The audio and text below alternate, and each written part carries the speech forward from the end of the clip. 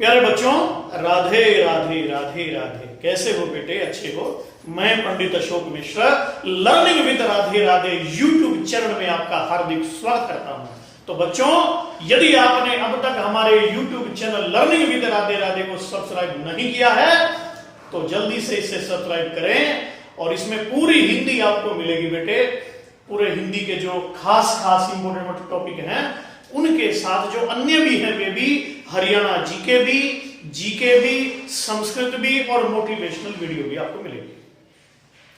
तो हम समास पढ़ रहे थे, तो चलिए बिना देर लगाए हम टॉपिक में प्रवेश करते हैं। समास। दो समास हमने पढ़ लिए थे, अव्ययी भाव समास और तत्पुरुष समास। उन्हें देखने के लिए इससे पहले वाला वीडियो आप जरूर देखिएगा।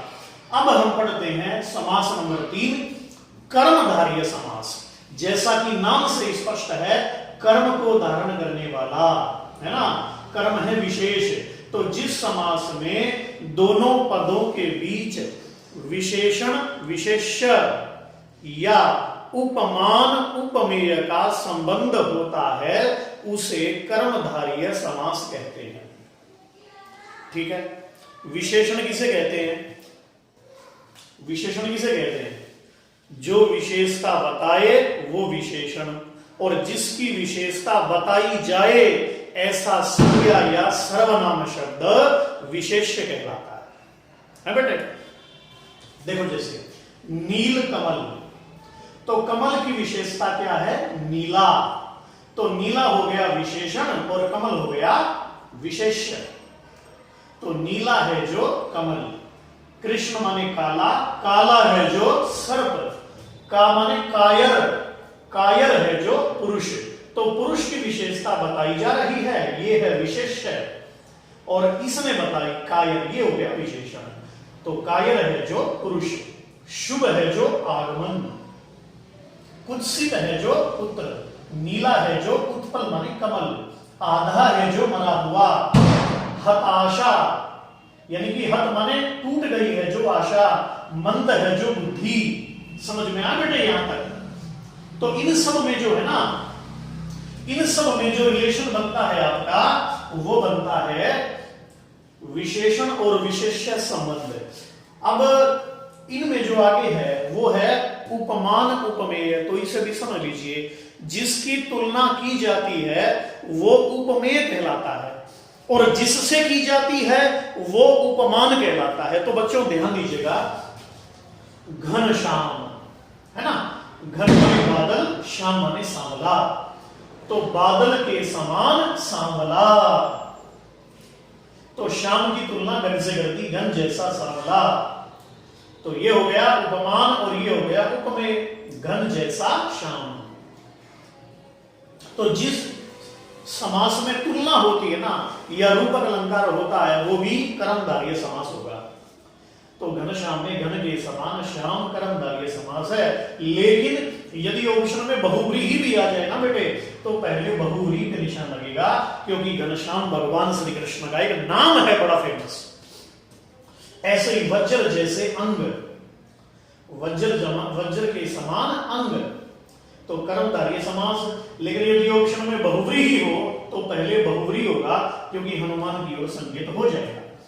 चंद्र जैसा मुख, अब देखो इसमें मुख की तुलना चंद्रमा से कर दी, तो चंद्र जैसा मुख, कनक जैसी लता, कमल के समान चरण, मृग जैसे नयन, तुषार धवल, तुषार माने बर्फ, बर्फ के समान श्वेत, दुग्धोज्ज्वल, दूध के समान उज्ज्वल। तो इन सब में तुलना हो रही है, तो बेटे ये हो जाएंगे कर्मधारय समास। नववधू, नई नई है जो बहू, और नया नया है जो युवक, और अच्छा है जो व्यक्ति, और महान है जो वीर, और कमल के समान नयन है ना। तो कर्मधारय भी है, और ये संकेत करते हैं ये हनुमान की ओर और ये राम की ओर। ठीक है। कमल नयन भगवान विष्णु का पर्यायवाची है, जैसे पुंडरीकाक्ष, पुंडरी के जैसे अक्ष माने आंखें, पुंडरी माने कमल, तो कमल जैसे नयन। संसार रूपी समुद्र, काकवंध्या है ना, प्रसव के बाद है जो वंध्या स्त्री, ऐसी स्त्री जो बंध्या है यानी कि बांझ है, प्रसव के बाद बांझ है जो स्त्री। विद्युत वेग, विद्युत जैसा वेग, वचन रूपी अमृत, मेघ के समान केश, अरविंद जैसा मुख, है ना, कमल जैसे चरण, चंद्रमा जैसा मुख। तो बेटे इन सब में जो है ना कर्मधारय समास बनता है। पहचान लेंगे तो जिस समास में दोनों पदों के बीच विशेषण विशेष्य या उपमान उपमेय का संबंध होता है उसे कहते हैं कर्मधारय समास। पीतांबर में कर्मधारय समास भी बनता है, पीला है जो अंबर, लेकिन श्री कृष्ण के अर्थ में रूढ़ होने के कारण बहुव्रीहि समास भी इसमें बनता है। और कर्मधारय भी ऑप्शन में हो और बहुव्रीहि भी ऑप्शन में हो तो पहले निशान लगेगा बहुव्रीहि, यदि बहुव्रीहि ऑप्शन में ना हो तो निशान लगेगा कर्मधारय। अब देखो इसके बाद है द्विगु। द्वि माने संख्या दो और गौ माने गाय, दो गायों का समूह।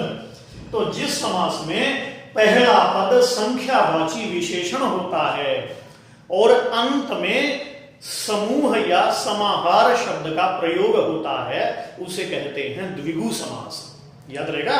तो द्विगु समास का विग्रह करते समय समूह या समाहार शब्द का प्रयोग होता है। जैसे एक अंकी, एक अंक वाली रचना, इकट्ठा, एक जगह स्थित, दोपहर, दो पहरों का समूह, दो दुनाली, दुधारी है ना, दो धाराओं वाली और दो नालियों वाली, दो नाली वाली, द्विगु दो गायों का समूह।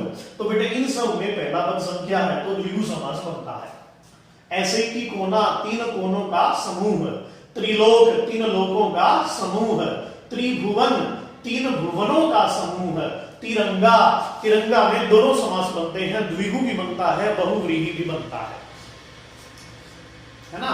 तीन है रंग जिसमें ऐसा राष्ट्रीय ध्वज, तो ये राष्ट्रीय ध्वज की ओर संकेत है तो बहुव्रीहि समास बनता है। पर यदि ऑप्शन में बहुव्रीहि न हो तो ऐसी स्थिति में कर्मधारय समास भी है, सॉरी द्विगु समास भी है।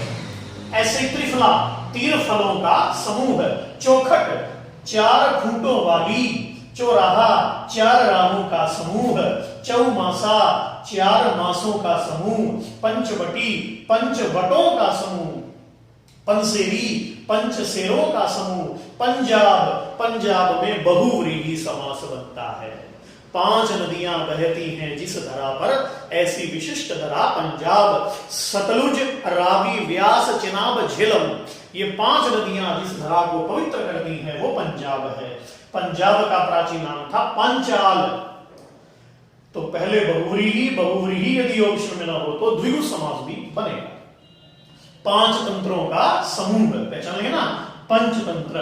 ऐसे ही षडरस, छह रसों का समूह, छमाही, छह माहों का समूह, षड ऋतु, छह ऋतुओं का समूह, सप्ताह, सात दिवसों का समूह, सप्तऋषि, सात ऋषियों का समूह, अष्टाध्यायी, आठ अध्यायों का समूह, अष्ट सिद्धि, आठ सिद्धियों का समूह, नवरात्र, नौ रात्रियों का समूह।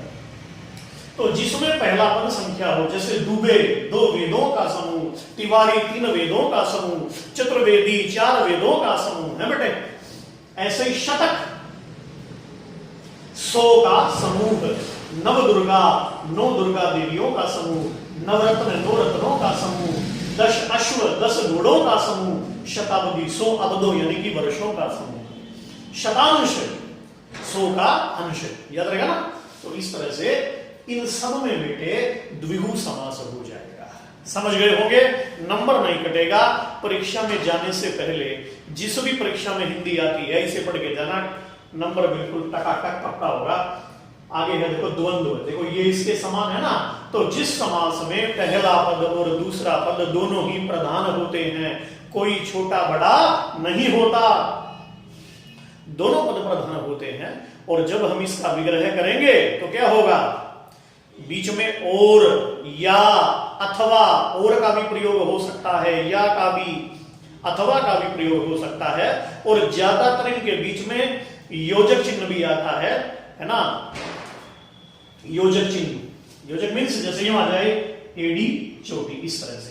योजक ना भी आए तो ज्यादातर ये विलोम शब्द भी होते हैं एक दूसरे के उल्टे, जैसे दूध दही, है ना, गर्मी सर्दी, पाप पुण्य, ऊपर नीचे, आगे पीछे, दाएं बाएं, सुख दुख, लाभ हानि, जय पराजय, तो द्वंद्व समास होता है। तो द्वंद्व मीन्स जोड़ा, युग, गोरी और शंकर, सीता और राम, कृष्ण और अर्जुन, एडी और चोटी, फल और फूल, लेन और देन, धनुष और बाण, शीत और उष्ण, नून और तेल, हरि और शंकर, अनाप शनाप, हाँ ना, हाँ और ना, हाँ या ना, है ना, बचा और खुचा, बचाया खुचा, तन मन धन, तन मन और धन। ऐसे ही ध्यान दीजिएगा, यदि किसी शब्द के अंत में औ की मात्रा आ जाए, कौन सी मात्रा लग जाए बेटे, औ की मात्रा आ जाए, तो कुछ भी मत सोचना, वो भी द्वंद्व समास होगा। दैट इज मेन पॉइंट, किसी बुक में नहीं मिलेगा, शॉर्टकट बता रहा हूं आपको ये। जैसे पितरऊ, अंत में औ है ना, इसका मतलब जोड़ा है, द्वंद्व समास है। पिता के साथ में माता भी खड़ी है, पितरऊ, सुरसुरऊ, सास और ससुर, रामऊ राम और सीता, मातरऊ माता और पिता, कृष्ण और राधा, एकादश। यदि किसी समस्त पद में, यदि किसी समास में दोनों तरफ संख्या हो, यदि किसी समास में पहला पद और दूसरा पद दोनों पद संख्या है, तो ऐसी स्थिति में द्वंद्व समास बनता है। जैसे 1 और 10, 4 और 10, 1 और 1, 91, 1 और 90, तो बेटे इनमें भी द्वंद्व समास बनता है। पहचान लेंगे? चलिए, नंबर नहीं कटने देंगे आपका, बिल्कुल इसे ज्यादा से ज्यादा शेयर करिएगा। बहुव्रीहि, देखो बहुत से और व्रीहि माने नामों वाला। जिस समास में न तो पहला पद प्रधान होता है न दूसरा पद प्रधान होता है, दोनों पद मिलकर के किसी तीसरे को प्रधान बना देते हैं, और जो प्रधान बनता है अनेकानि तस्य नामानि सन्ति, उसके अनेक नाम होते हैं।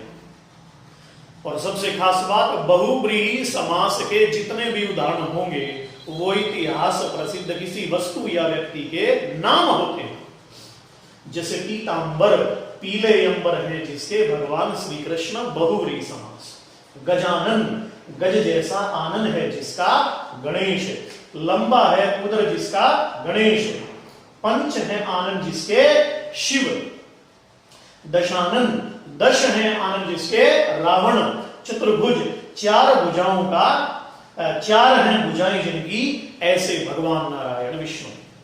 चंद्रचूड़, चंद्रमा है, चूड़ माने मस्तक पर जिसके, सिर पर जिसके, तो वो कौन है, महादेव है। ऐसे ही पंजाब, पंजाब में बहुव्रीहि समास बनेगा। पंच है, पंच आप बहती हैं नदियां जहां। षणमुख, 6 मुखों के, 6 मुख वाले हैं जो स्वामी कार्तिकेय, शंकर जी के जो बेटे हैं कार्तिकेय, उनका नाम है। चक्षुश्रवा, कई बार पेपर में आ गया है। चक्षु माने आंखों से, श्रवा माने सुनता है। आंखों से ही सुनता है जो ऐसा कौन, सर्प, सांप। आशुतोष, आशु माने जल्दी ही, तोष माने प्रसन्न। अत्यंत जल्दी, अत्यंत शीघ्रता से प्रसन्न होने वाले देव हैं जो कौन, महादेव। शूलपाणी, पानी में है शूल जिनके, यानी कि हाथों में है त्रिशूल जिनके, शिव। शाखा मृग, शाखाओं पर दौड़ने वाले मृग यानी कि बंदर। रत्न है गर्भ में जिसके, ऐसी कौन, पृथ्वी। फिर मैं कहूं जैसे जटा शांकरी, ध्यान दीजिएगा, जटा शांकरी, ये भी मोस्ट इंपोर्टेंट है। जटा शांकरी, शंकर की जटाओं में बैठी है जो कौन, गंगा। इसमें भी बहुव्रीहि समास बनेगा। ऐसे ही बेटे कहां थे हम, देखो त्रिशूल, 3 है शूल जिसमें, तो ऐसा शस्त्र है, अस्त्र है, तो त्रिशूल बहुव्रीहि समास हो जाए। त्र्यंबक, 3 है अंबर माने नेत्र जिनके। षणमातुर, 6 है माताएं जिसकी, स्वामी कार्तिकेय। नकटा, कट गई है नाक जिसकी, ऐसा व्यक्ति यानी कि बेशर्म व्यक्ति। लोहागढ़, लोहे, लोहे के समान अजेय है गढ़ जिसका, तो भरतपुर का किला आप जानते हो। तिरंगा, 3 है रंग जिसमें, ऐसा भारत का राष्ट्रीय ध्वज, बहुव्रीहि समास बनता है। ऐसे ही सूत पुत्र, सूत का पुत्र है जो कौन, कर्ण। पुष्प धनवा, पुष्प है धनुष जिसका, ऐसे कौन, कामदेव। कामदेव के धनुष का नाम है पुष्प धनुष। राम के धनुष का नाम है कोदंड। शिव के धनुष का नाम है पिनाक, अर्जुन के धनुष का नाम है गांडीव और कर्ण के धनुष का नाम है विजय।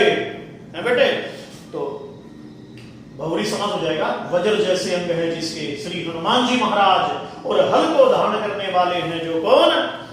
कृष्ण के दाऊ जी बड़े बढ़िया, और गुड़ाकेश, गुड़ाका के ईश हैं जो ऐसे कौन?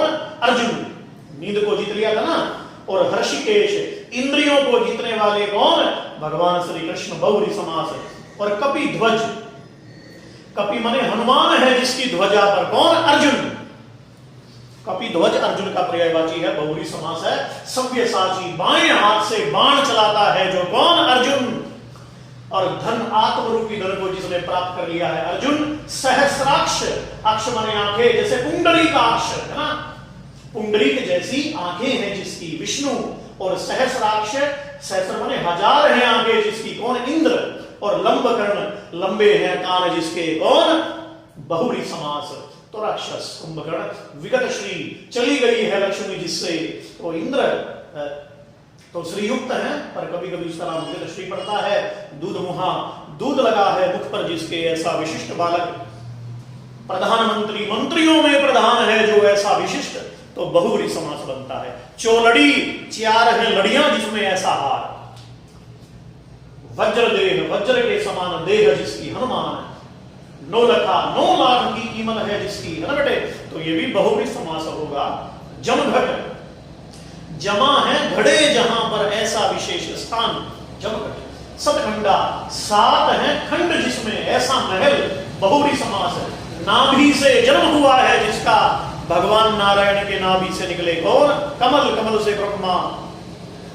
तो नाभि से जन्म हुआ है ब्रह्मा जी का, और कमल का, गंगा का पुत्र है जो कौन? देवव्रत गंगा पुत्र भीष्म।